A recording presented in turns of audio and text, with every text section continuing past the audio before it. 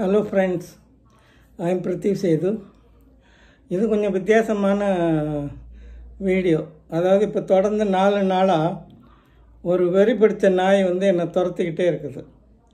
ஏன்னு தான் எனக்கு புரியல. நான் அதுக்கு நான் ஏதாவது வன்மம் செஞ்சேன்னா, இல்லை ஏதாவது அதை கல் எடுத்து அடித்தேன்னா என்னன்னு தெரியல. நான் வீடியோ போட்டு ஒரு கொஞ்சம் நேரத்தில் அது என்ன செய்யுதுன்னா என்னை துரத்திக்கிட்டே இருக்குது. நானும் எவ்வளோ சொல்லி பார்த்தேன், ஏய் சூ போன்னு. ஆனால் அது விடாமல் துரத்துது, காலை கடிக்குது. என்ன பண்ணுறதுன்னு எனக்கு புரியல.